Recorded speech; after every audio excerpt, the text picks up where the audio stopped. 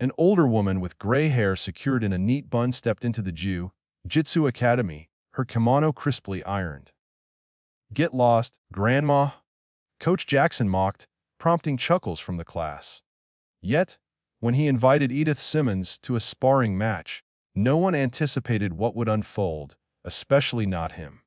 Edith Simmons carefully folded her white kimono and tucked it into her worn gym bag. At 72, her actions were measured yet exact, reflecting a lifetime of disciplined practice in every motion. She traced her fingers along her weathered, black belt, its tattered edges whispering tales of 40 years on the mats.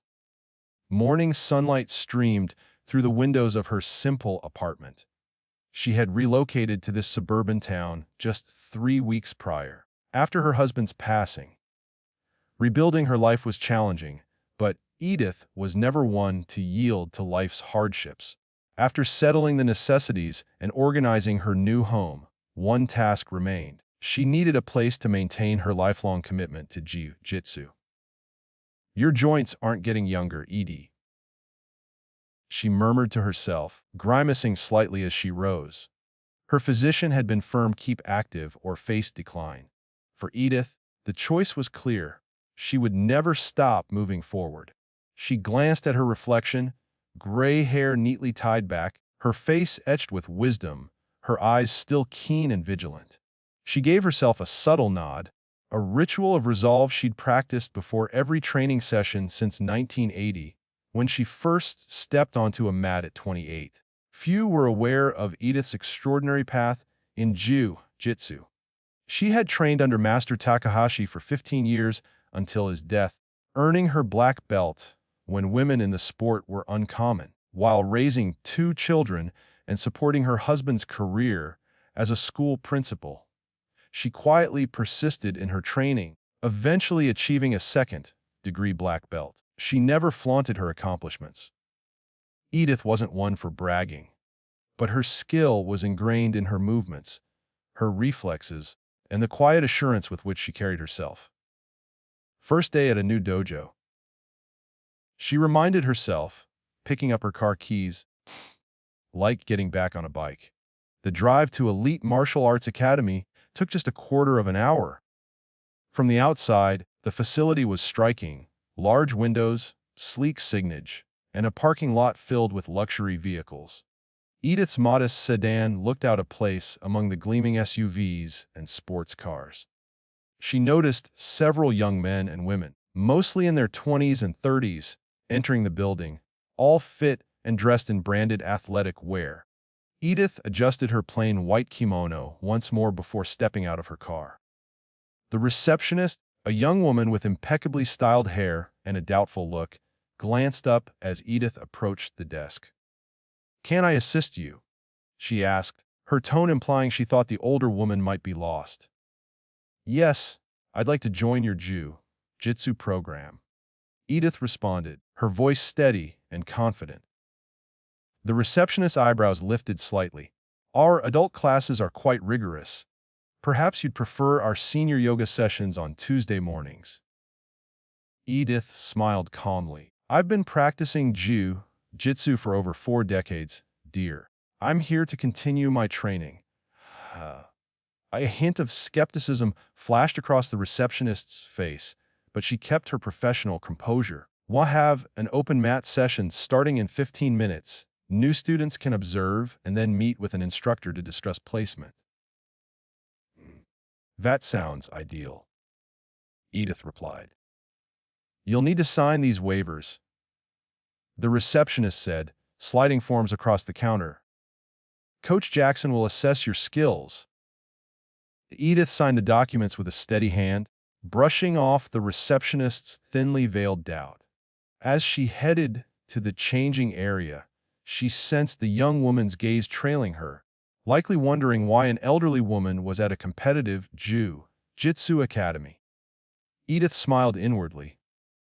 It wasn't the first time she'd been underestimated. The main training floor at Elite Martial Arts Academy was remarkable, spacious, brightly lit, with top-tier equipment and spotless mats. About 20 students were warming up, most in blue or white kimonos, their colored belts displaying their ranks. Their movements were crisp and lively, accompanied by the familiar sounds of feet pivoting on mats and steady breathing. Edith stood at the edge of the training area, observing with a seasoned eye. The techniques being practiced were familiar. Basics she had mastered thousands of times. She noted the precise execution, attentive coaching, and respectful atmosphere, a promising academy, just what she'd hoped to find. Then she saw him, the head instructor. Coach Adam Jackson, in his mid-30s, was tall and muscular, striding with a confidence that verged on arrogance. His blue kimono was adorned with competition patches, his black belt tied with meticulous care. He moved through the room, adjusting stances, demonstrating techniques, and earning respectful nods from his students. When Jackson's eyes landed on Edith, he paused briefly, his expression shifting from surprise to mild amusement. He muttered something to a nearby student, a strong young man with a purple belt who glanced at Edith and smirked. Unfazed, Edith stepped onto the mat and bowed, adhering to traditional dojo etiquette. The room's chatter faded as more students noticed the older woman in a white kimono. "Can I assist you, ma'am?" Coach Jackson called out, his voice echoing in the now quiet space. "I think you've wandered into the wrong class. Senior Tai Chi is down the hall in the smaller studio." A ripple of stifled laughter through the room. Edith remained poised, her face expressionless. "I'm here for the Jiu-Jitsu class," she replied, her voice clear and composed. "I recently moved to town and am looking for a place to train." Jackson exchanged looks with his senior students, his grin widening. "Train at your age," he said, his disbelief unconcealed. "No offense, ma'am, but Jiu-Jitsu is a physically intense combat sport. We focus on competition, level training here." "I understand what Jiu-Jitsu entails," Edith responded calmly. "I've been practicing since 1980. This triggered more suppressed chuckles from the class. Jackson's smile turned patronizing. "Look, Grandma," he said, emphasizing the word to elicit more snickers. "I admire your enthusiasm, but this isn't a beginner-friendly space. We don't have time to teach basics to someone who might get injured." Edith stood still, her gaze locked on Jackson. "I appreciate your concern, but I assure you I can handle it. Can you even stand up from the mat without assistance?" A blue belt shouted, sparking another round of laughter. Jackson raised a hand, quieting the class, though his amusement was clear. "What belt do you claim to hold?" he asked, stressing "claim" with obvious doubt. "I don't claim anything," Edith replied, unruffled. "I earned my second-degree black belt under Master Hiroshi Takahashi in 1995. The name meant little to most students, but Jackson's expression flickered briefly. Takahashi was a revered figure in certain martial arts circles, though not widely known. Well, Jackson recovered, his smirk returning. Things were different back then. Standards have advanced significantly. He gestured toward the door with exaggerated politeness. "Why not watch today's class from the visitor area? That might help you decide if this is suitable for your experience." The dismissal was obvious, cloaked in professional concern that barely hid the mockery. Several students were openly grinning, enjoying the spectacle of the elderly woman being put in her place. But Edith Simmons hadn't spent 4 decades training to be brushed off so easily. "I didn't come to observe," Edith said, her voice carrying quiet authority that briefly silenced the room. "I came to train." Coach Jackson's patronizing smile wavered slightly. He hadn't expected resistance from the older woman. Around the room, students exchanged glances, their amusement now mixed with curiosity. "Mom?" Jackson began, his tone overly patient, as if addressing a child. "We have insurance policies and safety rules. I can't let someone in your condition join an advanced class without proper evaluation." Edith nodded. "That's fair. Evaluate me, then." A few chuckles broke out among the students. Jackson crossed his arms, his smirk returning, clearly enjoying the audience for this unusual encounter. "You want an assessment?" he asked, raising an eyebrow dramatically. "Right now." "That's why I'm here," Edith replied simply. Jackson turned to his class with an exaggerated shrug, playing to the crowd. "Well, everyone, it seems we're revising today's lesson plan. We need to conduct a special evaluation." He motioned to a young man with a blue belt. "Mike, come here. I need you for a demonstration." Mike stepped forward, grinning as Jackson turned back to Edith. "This is Mike Peterson, one of our intermediate students. If you're serious about training here, show us you can handle a basic exchange with him." Edith met Jackson's gaze steadily. "I'd rather work with you, Coach Jackson." The room fell completely silent. Someone in the back let out a soft, "Oh," quickly hushed. Jackson's expression hardened, the mocking humor replaced by something colder. "Me?" he asked, his voice losing its theatrical tone. "You want to spar with me? If you're assessing my skills, it should be done properly," Edith said calmly. "You're the head instructor, aren't you?" The challenge lingered in the air. Jackson was cornered. Refuse, and he'd lose face before his students, accept, and he'd have to engage physically with a woman old enough to be his grandmother. After a brief pause, his arrogance resurfaced.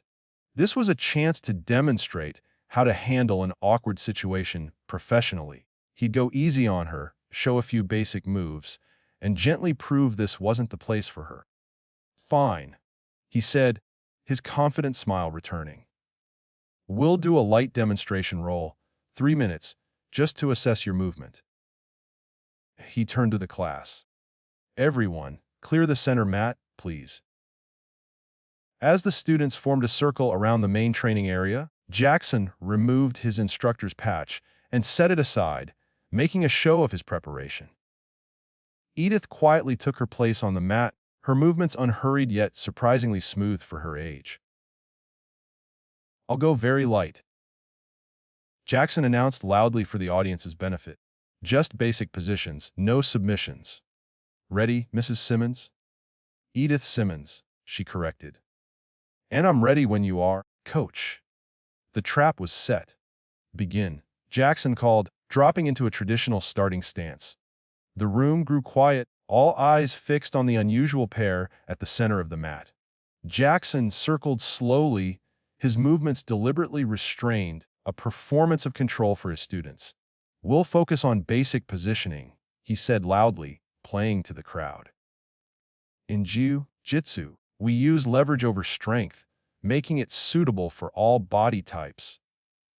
As he reached for Edith's sleeve to demonstrate a simple grip, what happened next unfolded so swiftly that students later debated the exact sequence. As Jackson's hand touched her kimono, Edith subtly shifted her weight. Her hand closed firmly on his wrist with unexpected strength. Before Jackson could react, she executed a flawless sleeve drag, throwing him off balance and forcing him to step forward. It was a textbook setup, and Jackson fell right into it. In an instant, Edith dropped to a seated position, her legs sliding between his, hooking his ankle. At the same time, her grip shifted from his sleeve to his collar, pulling him forward as her hip pivoted. The movement was smooth, precise, and devastatingly effective. Caught off guard, Jackson stumbled forward. By the time his knees hit the mat, Edith had transitioned to a technical mount position, one no 72-year-old should have been able to achieve against a black belt in his prime. A collective gasp swept the room. "What the?" Jackson started, his composure cracking as he tried to regain control. But Edith was already moving to the next phase. Her hands worked with practiced precision, securing grips that were nearly impossible to break without proper technique. Jackson, still processing the situation, made the rookie mistake of pushing directly against her, exactly what a skilled practitioner would expect.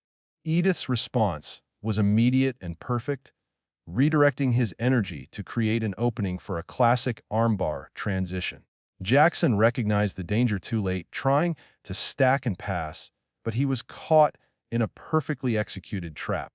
The submission was locked in before he could defend properly. His arm extended under Edith's precise control, the pressure mounting until he had no choice. "Tap!" Jackson gasped, slapping the mat with his free hand. The entire exchange lasted less than 10 seconds. Silence fell over the academy. Students stood frozen, jaws dropped, as the elderly woman had just submitted their formidable head coach with a sequence so clean it could have been in a training video. Edith released her hold immediately and stood with surprising agility. She adjusted her kimono and bowed respectfully to Jackson, who remained kneeling, his face a mix of shock and confusion. "Thank you for the opportunity to be assessed, Coach Jackson," she said calmly. "I hope that addresses your concerns about my skills." No one spoke. The impossible had just occurred, and everyone had seen it. Jackson rose slowly, his face red with embarrassment and confusion. The studio remained eerily quiet, students too stunned to whisper. The coach's carefully crafted image of invincibility had shattered in seconds. "Who are you?" he finally managed, his voice softer, the mockery gone. "I told you," Edith replied, calmly adjusting her belt. Edith Simmons, second-degree black belt under Master Takahashi. An older student stepped forward, recognition dawning. "Wait, Takahashi, the one who trained champions in the 90s. And you're of that Edith Simmons." Edith nodded modestly. "I was just one of his students." "One of his students," the man continued, excitement in his voice. "You were his top female competitor!" "I read about you in old martial arts magazines. Didn't you win the Eastern Regional Championships 3 times?" A murmur spread through the class. Jackson's expression shifted from embarrassment to realization. "That was long ago," Edith said simply. "I never chased the spotlight. The practice itself was what mattered." Jackson cleared his throat, struggling to regain his composure. His pride was bruised, but years of training had taught him some humility, even if he didn't always show it. "Mrs. Simmons," he said, bowing formally, "I owe you an apology. My behavior was disrespectful and unworthy of an instructor." Edith acknowledged his apology with a slight nod. "We all judge based on appearances," she said. "It's human nature. What matters is our willingness to adjust those judgments when faced with new evidence." A young woman with a purple belt stepped forward. "Mom, that armbar transition was amazing. Could you show it again?" Edith glanced at Jackson, raising an eyebrow in question. After a brief pause, he nodded. "I think we could all learn something today," he admitted, his voice carrying genuine respect. "If Mrs. Simmons is willing." For the next hour, the planned training session became an impromptu master class. Edith demonstrated techniques with precision honed over decades. Her movements weren't as quick as they once were, but her timing and leverage were flawless. What struck the students most was her ability to explain subtle details that made each technique effective. The slight angle for better control, the timing of weight shifts, the value of patience in transitions. Jackson, to his credit, participated fully, asking insightful questions and assisting with demonstrations when needed. His initial humiliation gave way to genuine appreciation as he recognized Edith's vast knowledge. "In my 44 years of practice," Edith said as they worked through a complex guard pass, "I've learned that Jiu-Jitsu isn't about strength or speed. Those fade with time. It's about timeless principles: leverage, timing, balance, and above all, respect for your opponent and yourself." The students listened intently, their earlier mockery forgotten. Something rare and valuable had entered their dojo, and they knew it. As the class ended, the room's energy had completely shifted. Students who had laughed at Edith's arrival now approached her with questions, their interactions marked by newfound respect. She answered patiently, sharing her expertise without arrogance. Jackson watched from the mat's edge, his expression thoughtful. When the last student finished speaking with Edith, he approached her again. "Mrs. Simmons," he began, his voice free of the earlier false confidence, "I'd like to offer you a position here at Elite." Edith raised an eyebrow, surprised by the offer. "We have women's classes and youth programs that would greatly benefit from your expertise." Jackson continued, "Your technical knowledge is remarkable." "I didn't come here seeking a job, Coach Jackson," Edith replied. "I just wanted a place to continue my practice." Jackson nodded. "Of course, you'd have full access to our facilities, but I hope you'll consider teaching. Even one class a week would be invaluable." Edith considered the proposal. She hadn't expected this when she walked in that morning. Her goal was simply to find a space to keep training, stay active, and perhaps build a new community in this town. "I'll think about it," she said finally. "But I have one condition if I'm to train here regularly." "Name it," Jackson replied promptly. "The dojo must be a place of respect for everyone who enters, regardless of age, gender, or appearance," she said, her eyes steady. "What happened today should never happen to anyone else who comes to learn." Jackson nodded, accepting the gentle reprimand with grace. "That's a principle I should have upheld from the start. It's a promise."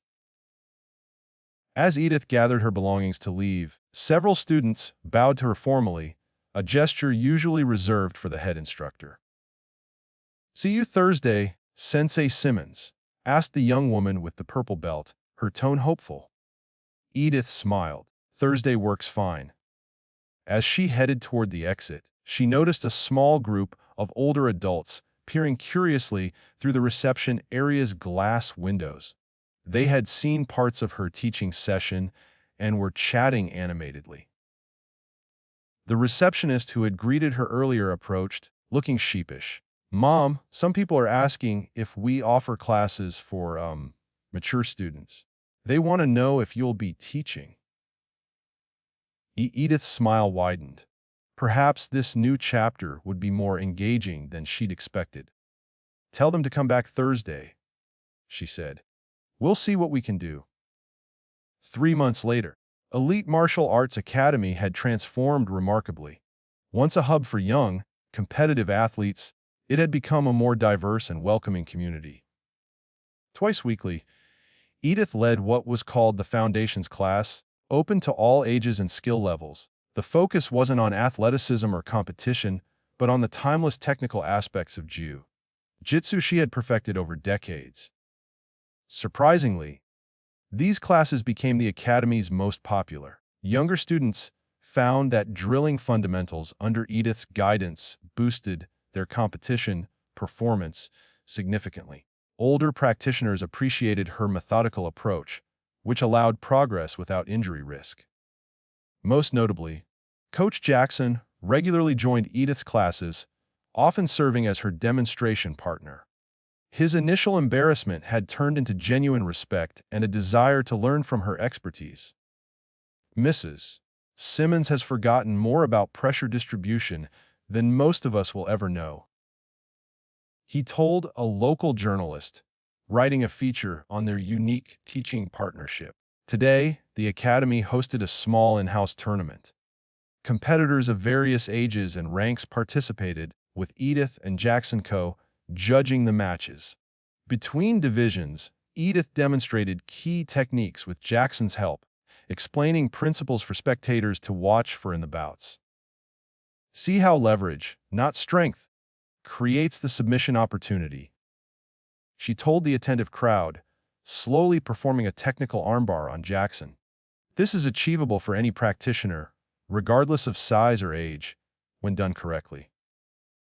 In the viewing area, several older individuals watched closely, members of the Silver Belts, a growing group of seniors who joined after hearing about Edith.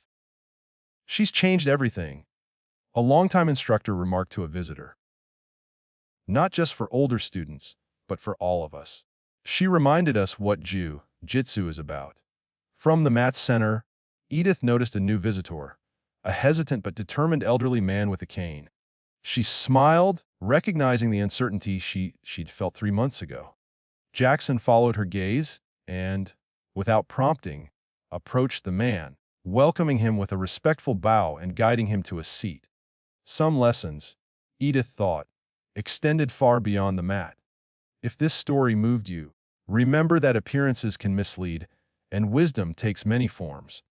Have you ever been underestimated or seen someone judged unfairly? Share your story in the comments below. Don't forget to subscribe for more inspiring tales that encourage looking beyond the surface. Let us know where you're watching from and which part of Edith's journey spoke to you most. Until next time, remember, respect is earned through actions, not demanded. True mastery is shown in deeds, not words. The oldest tree in the forest often has the deepest roots.